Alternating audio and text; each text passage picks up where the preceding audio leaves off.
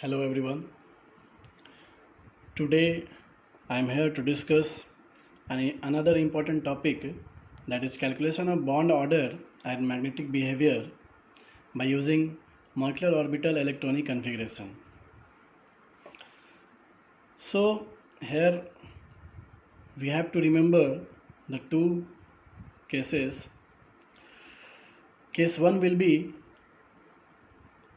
the homonuclear diatomic molecules or ions up to nitrogen or having 14 electron species. Case 1 will be the homonuclear diatomic molecules or ions having total up to 14 electron species. Like you can calculate in this case for He2 plus, Li2, B2, C2 and N2. So we will take the example of nitrogen and calculate its bond order and magnetic behavior.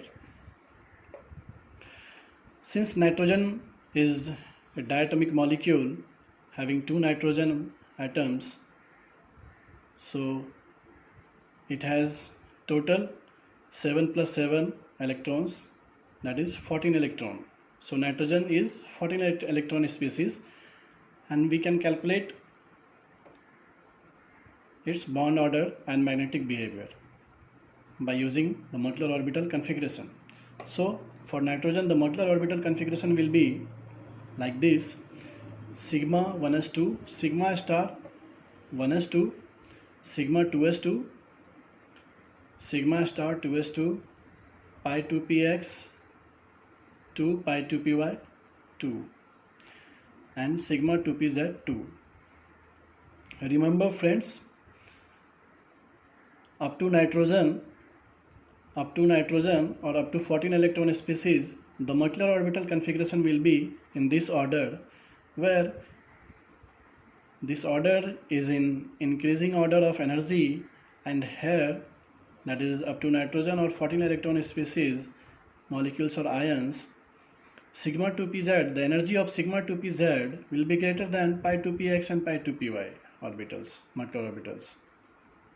Okay, so you have to remember this molecular orbital configuration, and it will be here. You can remember one thing, that the energy of sigma 2pz will be greater than the pi 2px and pi 2py orbitals. Okay, so we have written here the molecular orbital configuration of nitrogen, that is sigma 1s2, sigma star 1s2, sigma 2s2, sigma star 2s2, pi 2px2 and pi 2py2, sigma 2pz2. So the molecular orbital having a star is the anti-bonding molecular orbital, and one who is having without a star, that is the bonding molecular orbital. Now the bond order will be calculated by this formula. The bond order is equal to number of bonding Nb minus Na by 2, where Nb is equal to number of electrons in the bonding molecular orbital, and Na is equal to number of electrons in anti-bonding molecular orbital.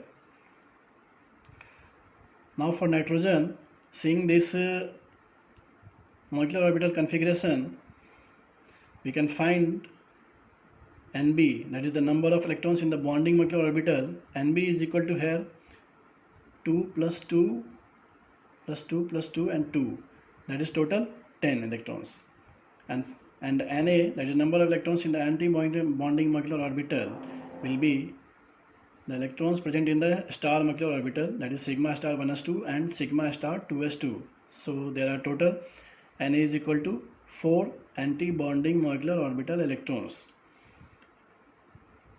So finally we have bond order is equal to 10 minus 4 by 2, that is equal to 3.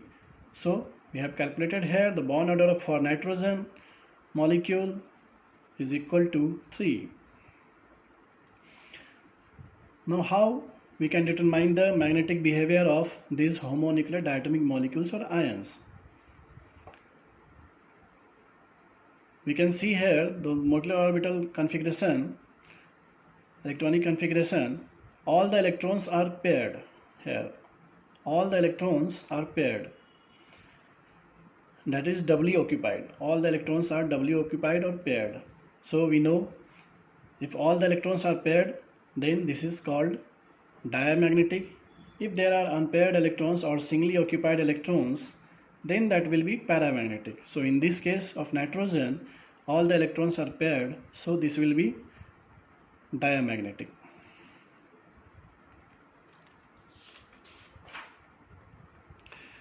Coming to the case 2.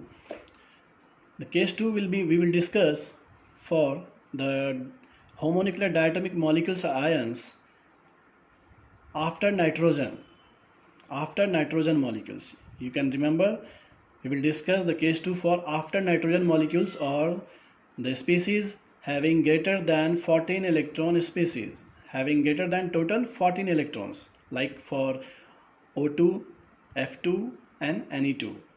All are having greater than total number of molecular orbital electrons greater than 14. So taking the example of oxygen molecule, that is O2, is combined with the two oxygen atoms having 8 electrons, so total there are 16 electrons. Now molecular orbital configuration in this case, that is the case 2, for the molecules having greater than 14 electron will be, here in this case oxygen O2 molecule has total 16 electrons, so molecular orbital configuration will be here sigma 1s2, sigma star 1s2, sigma 2s2, sigma star 2s2, sigma 2pz2, pi 2px2, pi 2py2, pi star 2px1, pi star 2py1 and sigma star 2pz. This molecular orbital configuration we will follow for the case after nitrogen molecules. And you have to remember here again, here the sigma energy of sigma 2pz will be less than the pi 2px and pi 2py molecular orbitals. And one more thing, the filling of pi 2px or pi 2py or pi star 2px and pi star 2py orbitals will be first filled by single electrons, then it will be filled by one more electrons. So as you can see, the 14 electrons are filled up to pi 2px2 and pi 2py2.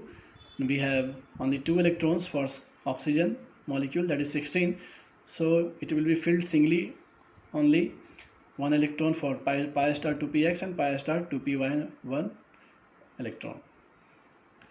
So here you can calculate the number of bonding molecular orbital electrons, that is 2 plus 2 plus 2 plus 2 plus 2, that is total 10 electrons. And number of anti-bonding molecular orbitals we have sigma star 1s2, sigma star 2s2 and pi star 2px1, pi star 2py1, that is total 2 plus 2 plus 4 plus 1 plus 1, that is total 6 electrons. That is, we have number of bonding molecular orbital electrons equal to 10 and number of anti-bonding molecular orbital electrons equal to 6. So bond order for the molecule, diatomic molecule oxygen will be Nb minus Na by 2, that is 10 minus 6 by 2 equal to 2. So bond order for oxygen diatomic molecule we have calculated here as 2. Since we can see here friend, these molecular orbitals are singly occupied, and we can see the electrons are singly occupied here and unpaired. We can see the 2 unpaired electrons in this molecular orbital electronic configuration. So it will be paramagnetic in case of O2 molecules. Another important point I have to mention here, this is very important also, that you just remember the bond order is indirectly proportional to the bond length, and bond order is directly proportional to bond strength, bond energy, and thermal stability. So friends, you remember these things.